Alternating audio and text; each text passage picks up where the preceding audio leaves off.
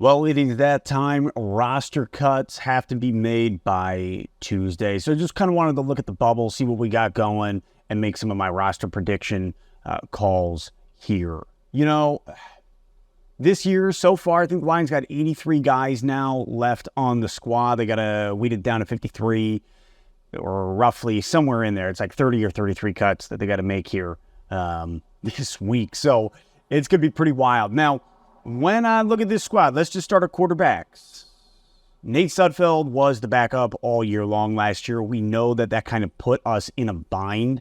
I mean, Brad Holmes, Dan Campbell each kind of said that. They were like, oh, well, we didn't do the best thing for Goff for the squad. So we bring in Teddy Bridgewater, which you and I both know. That is a decision that has been made in order to have insurance policy. I think with bringing in Hendon Hooker, you look at this, you've got Goff, Bridgewater, Sudfeld, Martinez, and Hooker. Really, I do think that the Lions rock and roll with Goff and Bridgewater on the 53-man roster. I think we cut Sudfeld and Martinez, but we bring Martinez back to the practice squad. I think Sudfeld is gone. That's kind of what I'm looking at. So you got Goff, Bridgewater, and then Martinez on the practice squad. But we're going to rock, I really do think, too, which is kind of like, it's a scary thing to do. What if Goff goes down, Bridgewater goes down, you have yourself a San Francisco situation last year? Really, it kind of comes down to who else do we cut, who do we not, and then do you roll with Martinez also out there? I'm going to say practice squad for now. Let's see what goes on. Running back room, I think we carry 4. Very simply, it's going to be Montgomery as number 1, Jahmyr Gibbs as number 2. From there, we trust Craig Reynolds. We know that coach loves Craig Reynolds. We know what to expect out of him. He is consistent. Look at the preseason reps that he has taken. I think Craig Reynolds rocks as number 3, and then Jason Kapinda as that fullback rocking as number 4. So I think we carry 4, but we do keep Jamar Jefferson on the practice squad. Maybe another guy, but definitely Jamar Jefferson. Maybe Snell, but I'm going Jamar on the practice squad. So I think we rock and roll with 4 running backs. Now, the wide receiver room is interesting. I've seen some people calling for 7 wide receivers. Some people calling for 5. I'm just going for that steady mix of 6 wide receivers on the squad. J-Mo's got that suspension. So really, right off the bat, you're looking at St. Brown, Marvin Jones Jr., Josh Reynolds, Khalif Raymond at number 4. And then my 2 guys that I really think Dylan Drummond really proved himself throughout preseason, especially that Carolina game. I think Drummond solidifies that 5 spot, and Antoine Green at 6. I really think that, you know what? Green has shown like a lot of ups and downs, but I think the promise is there. We spent the 7th round pick on him. There's something about him that the coaches really like. I think we rock 6 wide receivers, Green being that last guy. Again, practice squad, I think, Maurice Alexander or Trinity Benson could each land on there. We'll see. But yeah, no, I'm going 6 wide receivers. And then when J-Mo comes back, that's when you check between both Drummond and Green. Hey, which guy isn't really pulling the weight? You slip him over to the practice squad, and then you bring J-Mo on week 7, week 6. So yeah, that's my wide receiver prediction there. The O-line, a little interesting. We saw that there was a lack of depth there through these preseason games, lack of, talented depth there. But you got your starters, right? You got your Ragnow, Decker, Sewell.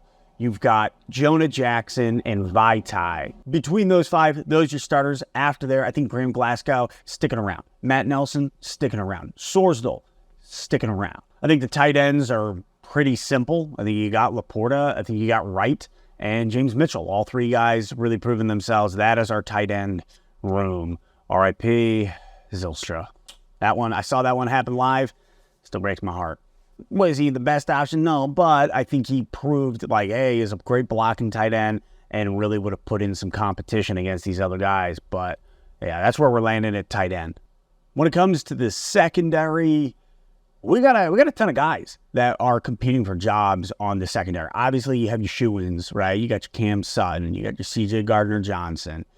You've got Jerry Jacobs, who I think is a shoo-in. Brian Branch, who has proven to be a starter, in my opinion, day one against the Chiefs. Get him out there. Guy is vicious. He is smart. The versatility. What a draft pick. Don't forget, we got Kirby, Joseph, and Tracy Walker. Like, this secondary, Detroit Lions secondary, should be a complete overhaul, 180 compared to last year's, and really seeing what they're able to do. I'm excited. Week 1 against the Chiefs, I think we pose a serious threat in the secondary. But now this is where you start getting into that shaky bubble territory between guys like Thomas, Gilmore, Breeze, Melifonwu, and Lucas, right? Like, you start kind of getting into this shaky territory between those guys. Those are like the next best set, I would say. Then you got your Khalil Dorsey, your Scott Nelson, some of these guys who had some ups and downs throughout preseason, throughout training camp. Really, I think guys like Melifonwu will hit the practice squad. I don't think we're ready to let him go for real yet. I think Brady Breeze is another guy who hits the practice squad. But then you have Dorsey, who to me has shown enough that I'm like, man, I think he snags a 53-man roster position. To me, probably to you, I think the defensive line has proven to be a solid squad together, a huge strength for the Lions. Obviously, I mean, you start out with, we'll just hit it with McNeil is a stud. Aiden Hutchinson, a stud. James Houston, really proven himself. Isaiah Buggs, stud. Charles Harris, stud. Like, our D-line really is going to be dirty this year. That's just 5. Lest we forget Romeo Okwara coming off of that hellish injury, a guy that we love and trust, who's just kind of been under the radar due to that injury. So you put him at 6. So you put him at 6. After that, you got Josh Pascal at 7. Broderick Martin, one of our draft picks this year, huge guy, a lot of, my man can stop the run. He is the plug in the boat hole. So looking at him, love it. And John Kaminsky. So like, our D-line, man, is pretty stacked. I think the guy who unfortunately has to go, one guy who unfortunately has to go is Julian Okwara. That's a roster bubble guy who's been on the bubble for 2-3 years now, right? So coming into this year, it's like he has not shown me that he is worth keeping around on what we just said this D-line is. Do you throw him over to the practice squad? Yeah, maybe. But I think Julian Okwara's time has come to an end here in Detroit.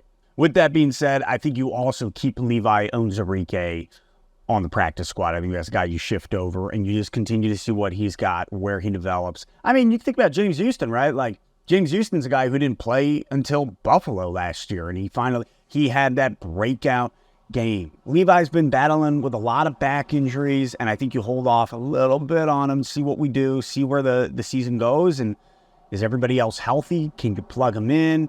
But yeah, I'm going Julian's out. Levi hits the practice squad. So, God, it's a tough week. I hate this week because, like, yeah, it's fun to make roster predictions, but these are guys' livelihoods. These are their jobs, you know.